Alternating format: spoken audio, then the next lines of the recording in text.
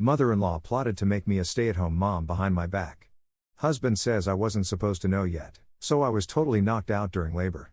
The pain was so intense that the doctors advised me to agree and go on hardcore pain meds, and from that point on it was very complicated. We were hoping for a normal delivery, but there were some complications, so my doctors switched to C-section. The actual delivery wasn't recorded for obvious reasons, but my sister-in-law made sure to make a video of the labor and post-delivery time so I wouldn't miss out. I'm grateful she did, because I have major FOMO even though I was the one lying on that hospital bed. Anyway, it's been 3 months since my baby girl was born, and I've spent all this time just trying to recover and get through each day somehow. Last week my sister-in-law gave me the video she made and I watched it together with my husband. He was doing a running commentary on the behind the scenes of the whole video. He kept telling me about what other people were doing, why someone was missing from the frame, or how my sister-in-law started crying while filming a few scenes. All the while on screen I was knocked cold by the drugs. On the first watch, there wasn't anything unusual that I noticed. With my baby keeping me up for most of the night and with me trying to start work from home, I was too exhausted to even pay attention to the details. I guess my husband was also too unaware of the whole thing, as he didn't catch mother-in-law talking about what they were planning to do with me, otherwise he'd never have let me re-watch that video. So on my third watch I was paying attention to the background noises, and I heard this conversation between my husband, father-in-law and mother-in-law. My mother-in-law was saying that now that the baby is being born, my husband should ask me to be a stay-at-home mother. Which struck me as odd, because everyone knew I planned to go back to working from the office within 6 months of post-pregnancy. I even started work from home so I could catch up with what's been happening. So I couldn't understand why mother-in-law would say that. But my husband's reply shocked me even more. He said he's been planning to talk to me about it for a while, and he thinks that once I'm going through postpartum depression he'll try and make me see that being a stay-at-home mom is much better for the baby. I had to replay the part a few times to make sure what I heard was correct. Then father-in-law told him that he should make sure I agree, otherwise they'll have to step in. He said that if I object too much or choose my career over my baby's growth, then they could raise the baby by themselves. That's when a chill ran down my back. They are not even planning to give me a choice. They basically said either I stay at home and raise my daughter, or they're going to take her away. And my husband was in on this. The people I've known for over 4 years are planning to basically shut me down behind a wall from all sides. But I still couldn't believe it to be true, and in my anger I confronted my husband about what I heard. I played the video in front of him and asked him if this is true. He didn't even try to make an excuse or apologize, and that's the worst part. He straight up said that he wasn't planning on bringing it up for a few more weeks, but now that I know what they all want, he's glad he wouldn't have to find an icebreaker for this topic of conversation. He was relieved? He was worried about how to start the conversation? Not the fact that they were planning to steal my baby, nor that he has zero qualms about doing so, but this? I never experienced a rage like that in my life.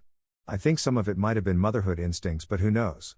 Meanwhile, my husband, completely unaware of my emotions, said that I should really quit my job and stay at home to raise our child. He said that it's better to have a parent be at home rather than trusting strangers with our baby's safety and development. So I countered him by asking why he didn't quit his job and stayed if that's something so important for him, at which he played the card of being the higher earner in the house. I accept that I make a little less than him, but to ask me to completely give up on my career when we had a solid plan and we were going to work things out by sharing the load is unacceptable. He said that now that I know, I should submit my resignation to my company tomorrow and make sure to collect my payment for 2 weeks worth of work I did. When I told him I'm not going to do any of that, he said that then he'll have his mom raise our child and I'll have to be happy with being something of an aunt to our kid.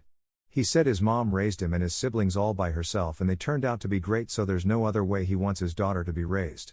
It was clear to me that he's closing the debate and isn't willing to even talk about it. I was too angry and disgusted by his behavior to make any effort on my part to talk and negotiate. I had no choice but to think about myself at that point.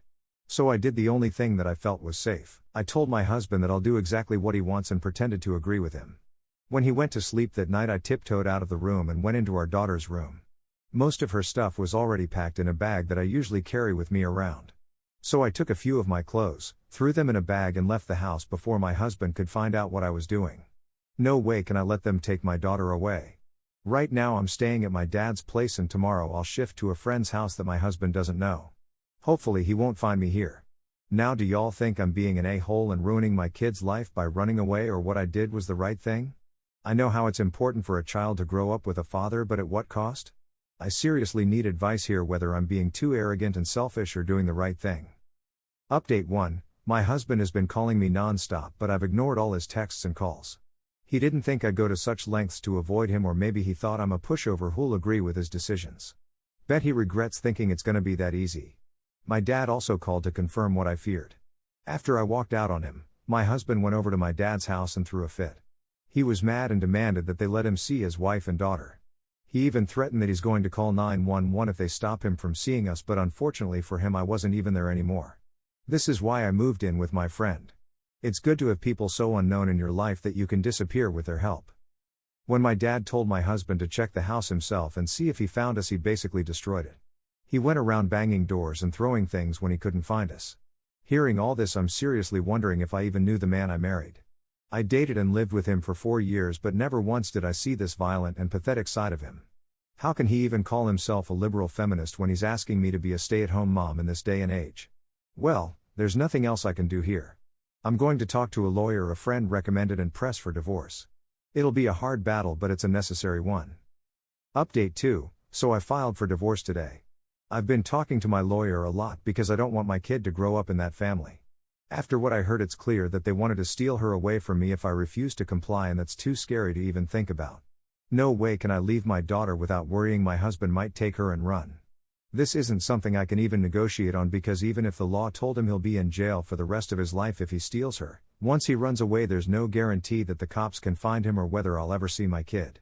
That's one of the things that's keeping me up at night. My lawyer told me that if I presented the recording as evidence, I'll have a greater chance of getting full custody with my husband getting supervised visits, but unfortunately, the idiot I am, I didn't grab the recording while leaving the house. I did leave a text with my sister-in-law asking her if she can mail a soft copy of the file to me, but that was 3 days ago and I still haven't received any reply from her. I'm just praying and hoping that somehow I win full custody here. Update 3, it's been almost 6 months since I updated you guys. Actually, there wasn't much to update about. My fears were unnecessary because once the legal process started, the whole thing was surprisingly easy. The only thing that was hard was the time my husband asked me to reconsider my decisions and begged me to not do this.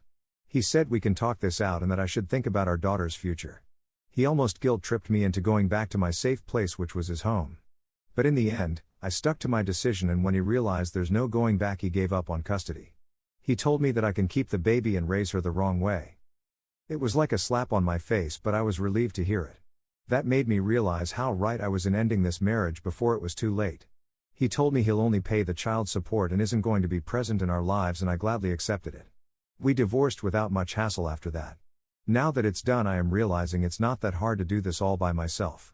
My parents are of course helping me, and in a few years when my daughter is 4 or 5, it'll get a little bit easier. I, 26 male, was raised in a strict Christian ethnic household. My parents got married and had me later in life. There were a lot of biblical principles enforced in the home, but when it came down to action, there was a lot of hypocrisy on my dad's side. He would sit and read his Bible preaching about love and how he's being changed by God, but when my mom would ask him to help with around the house, he'd snap back and tell her it was her responsibility to keep the house. My dear mom tried her best to make the most of the situation by raising me to treat others with kindness and love, but I saw many times that she wasn't happy in her marriage and I would beg her to leave. Last year my parents got sick with COVID. My dad, 70 male, quickly recovered, but my mom, 65 female, kept getting worse and passed away. A few red flags happened after approx 2 to 3 months after mom died. My dad told me he wants to get married again. 3 to 4 sister-in-law later, saying he found a lady who he's been talking to for a month. When I asked him why he's moving so fast, he said she loves the Lord and wants to obey her husband. He's also stated that the reason his marriage with mom was unhappy was because they were different races and ethnic background.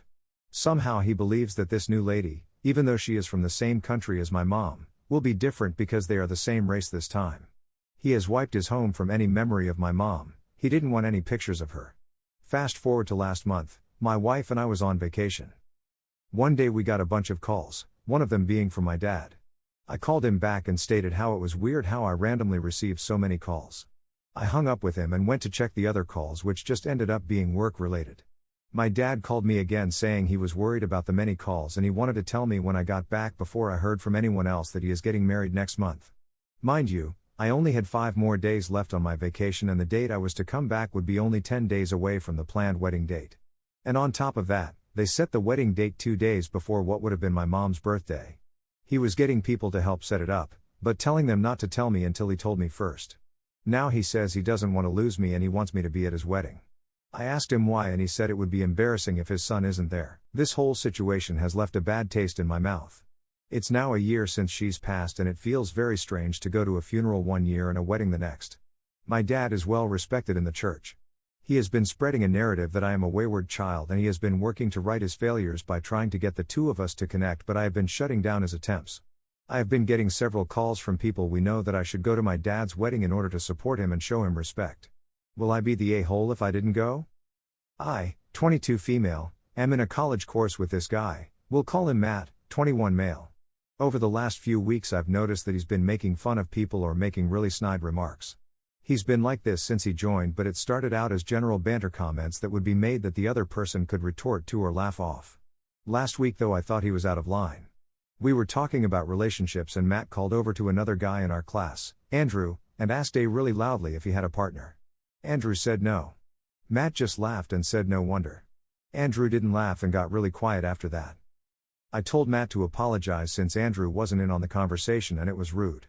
Matt already knew about Andrew's relationship status from a previous conversation, so I don't see why he needed to make a big show in the class. It rubbed me the wrong way too because Andrew was open in saying that he struggled to find a partner due to being autistic. Matt doing this felt really distasteful. It got worse a few days after. There was a birthday in the class and one of my classmates, Betty, made a cake and wrote a card. Matt turns around and asks, did she write it in Polish? Betty is from Poland and struggles with English. It wasn't like he was curiously asking, he was making a joke of it. I had enough. I asked Matt what his problem was. He started getting defensive and said it was a joke. I asked him to explain where it was funny. He just kept saying it was a joke and I shouldn't be so confrontational about it. Here's where I might be the a-hole, I told him. No, I'm gonna be confrontational when you're acting like a complete cunt. You've been doing this for the last few weeks and I'm sick of it. The snide comments and everything.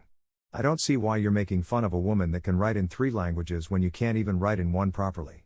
If you're the only one laughing at your joke, then it's not a joke. It's just sad that you're trying to act like a bully when you've said to yourself that you've struggled with bullying yourself. You need to apologize to both Andrew and Betty because you're out of order. He didn't really say anything after that, but after college I was pulled aside by my guidance lecturer and she told me that I was the one that needed to apologize because Matt just made a few bad jokes. She says because he wasn't in our class last year he's struggling to find the class banter, so a few bad jokes are normal. I don't think I should apologize. So am I the a-hole? Edit, small note, my dig at Matt for not writing in 1 language isn't due to any particular reason. He's not dyslexic or anything, he's just stupid. Just clearing that up. Edit 2, so, to address the elephant in the room. Cunt specifically. I understand that it's a bit of a shocking word to use. I'm from the UK. It's not generally a big deal here. Regardless, I would absolutely agree that I could have used a different word, so I'm definitely taking that on board. Also, I didn't say this in front of the whole class. It was only me and him since it was at break. Betty had also left the room when I called him out. He doesn't deserve to be put on the spot like that even if he was being an